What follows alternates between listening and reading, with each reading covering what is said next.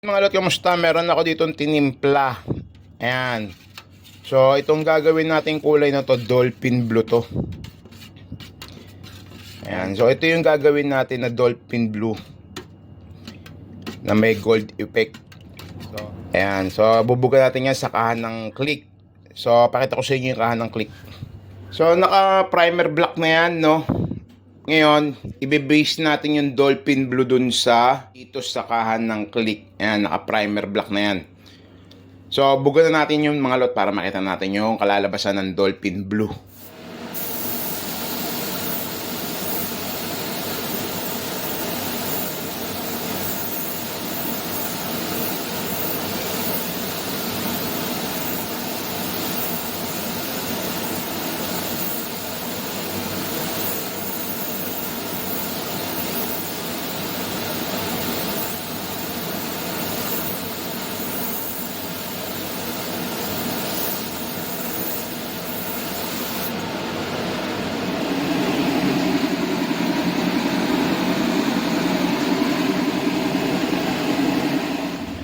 So yun, ayun yung nagawa natin blue, no? So para maging dolphin blue yan mga lot, ayun na, na-base na natin yung dolphin blue.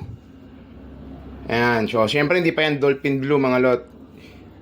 Lalagyan pa natin yan ng yellow gold, parang yun yung gagawin natin. So ito yung gagamitin natin yan, papatong natin dyan yung yellow gold na pintura. Pakita ko sa inyo. So ito na mga lot, yung gagamitin natin doon, ipapatong natin doon sa kulay blue na ginawa natin, no? Ito yung yellow gold para maging dolphin blue yung ginawa nating kulay. So syempre hindi siya magiging dolphin blue pag wala siyang yellow gold na lumalabas, di ba? Yan. So bugan na natin to mga lot para makita na natin.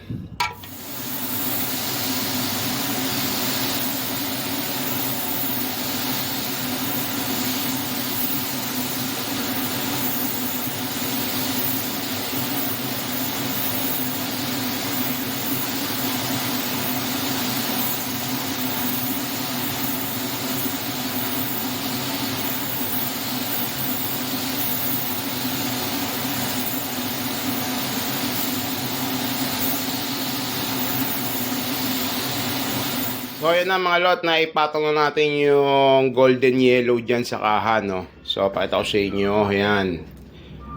Ayan, no? Wala pang top coat yan. Di ba? Wala pang top coat yan mga lot, ha? So ngayon, ta-top coat na natin yan mga lot para makita natin yung pagka dolphin blue nang ginawa natin dyan sa kaha ng click. So, syempre, gagamitin natin yung mahiwagang top coat natin, mga lot. Ayan, para lumabas yung chonggo. Mirror finish, gun gloss finish na top coat. So, tara na mga lot, top coat na tayo.